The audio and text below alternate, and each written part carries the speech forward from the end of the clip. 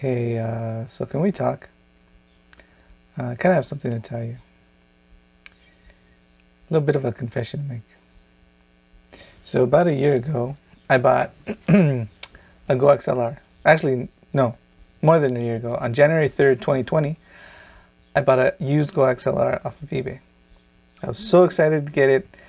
I got it, and I just didn't have time to set it up right away. And then time went on, as it does, and I still didn't have time because, life and stuff. So time went on some more, and I finally had time to set it up like the end of December of 2020. So about a whole year from when I got it to when I was able to set it up.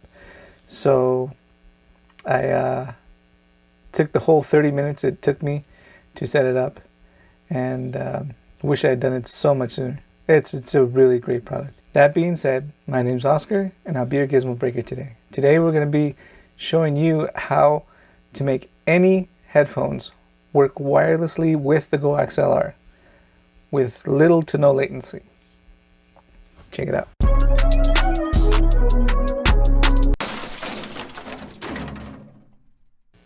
Before we get into this, I just want to make it clear up front that this is to set up your headphones wirelessly with your GoXLR, not your headset, meaning it will transmit the audio from the computer to your headphones, not from your microphone if you have a headset to your computer.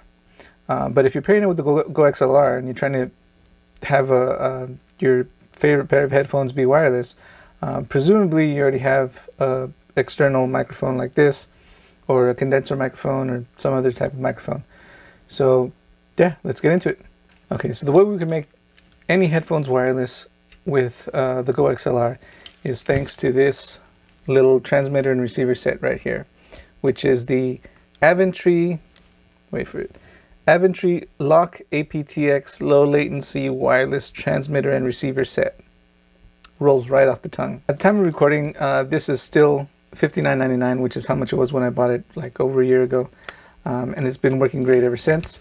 I do have another video that speaks specifically about this, and I'll put the link in the description, so I'm not going to go too much into detail on this, but I will list some of the pros and cons of this. But overall, I mean, my experience has been pretty good, so I would expect yours would as well. Again, it depends on what your needs are. Like I said earlier, I set up the GoXLR about the end of December, so I've been using this paired with the GoXLR for about 6 months, and it's been working pretty well. Haven't had any issues. There's little to no latency, which is the key thing. I did have a pair of Bose QC35 wireless headphones, which I had bought for travel because of their sound cancellation, and I tried to use them with while gaming, and it's just a bad experience all around, which I'm sure a lot of people already know. If you don't know, don't buy the Bose QC35s for gaming. Buy something else, because the latency on the audio for the Bose is disappointing, to say the least, and it just takes you out of the immersiveness of the video game. So in order to demonstrate that any wireless headphones can be paired with or can be combined with this transmitter receiver set, we're going to be looking at 3 different types of headphones.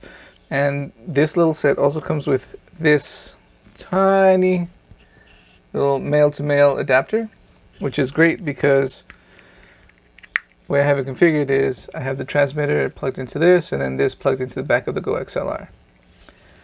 So less of a wiring mess. Okay, so first up I have my Philips SHP 9500, or SHIP 9500 for short.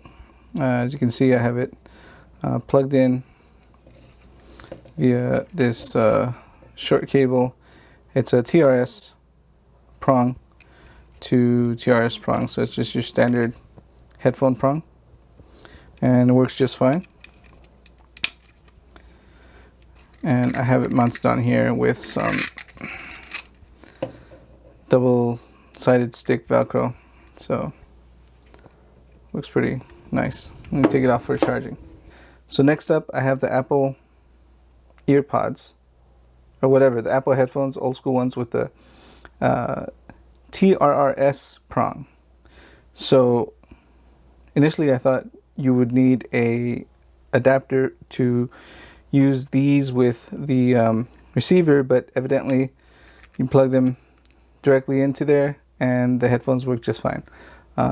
As previously mentioned, you won't be able to use the inline mic because this is only to transmit the audio from your computer to your headphones, not from your microphone to the computer. So last up, we have the Bose QC35-2s, and as mentioned before, we will need to use the included 2.5 millimeter to 3.5 millimeter prong adapter. The smaller 2.5 millimeter plugs into the Bose,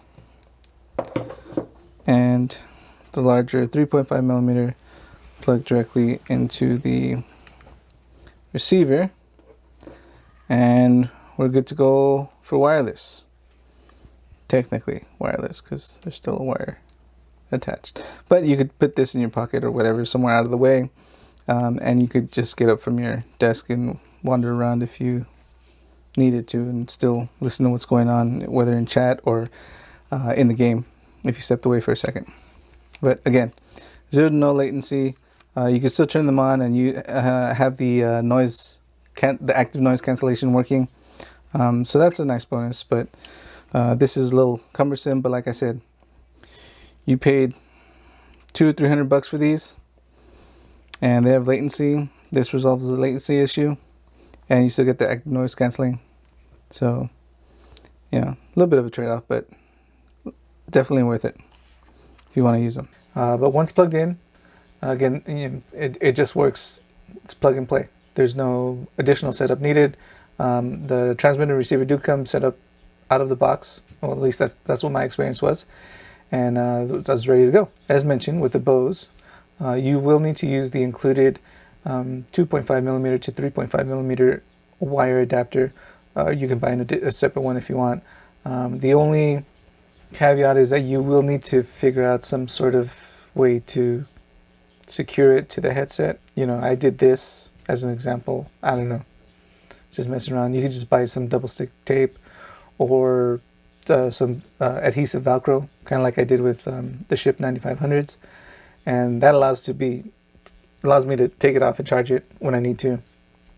Battery life's pretty decent. All right, so now for the pros and cons. For the pros, we have that it's low latency enough for gaming, which is typically an issue because, you know, if it's not synced with the gameplay, it totally takes you out of the experience. Another pro is that the battery does last 8+ hours on both the transmitter and the receiver, and in my testing the receiver lasted a lot longer than the transmitter. But if the battery does die, you can always use it via plugged into the USB, although that does introduce a little more static noise. But again, if you're just using this for gaming, it shouldn't be an issue if you have your game volume up. The third pro is that it works with any headphones, which is the whole point of this video. You use it with any headphones, it'll work. Any headphones that have a 3.5 millimeter jack. Okay, so now for the cons. Well, as long as the battery does last, that's great. It's a good long while, but it's not interchangeable. So when it does run out, you'll have to either plug it in or and keep using it that way, or plug it in and let it charge. Second con is that there is a subtle noise gate. And what I mean by that is when I have audio playing pretty low, I could hear it cutting in and out, but as soon as I raise the volume, it comes in steadily. So that tells me there's clearly a noise gate, built-in noise gate. There's no real way I've been able to figure out to deactivate it or anything, which is fine for gameplay. It hasn't really affected my gameplay in the quiet footsteps, like when I'm playing Black Ops Cold War. I can still hear all the footsteps just fine, so it hasn't been an issue for gaming. Unless you really like it super quiet, then it might be an issue, so something to take note. Third con is that it does have a little bit of noise, which I discussed in my previous video, so I wouldn't recommend it for vital studio work. If you need something that's crisp and clear without any other background noise, I would suggest switching back your headphones to a wired connection, or using a different pair of headphones altogether, depending on the quality of headphones you got. Point is, I wouldn't recommend using this for vital studio work because there is a little bit of noise introduced with a wireless connection. But other than that, overall, it's a good product. I've enjoyed the freedom of wireless for the greater part of, I don't know, 8 months or a year or so. Yeah, it's a great product. Highly recommended. All right. Thanks a lot, guys. I'll see you guys in the next video. Bye. Perfect.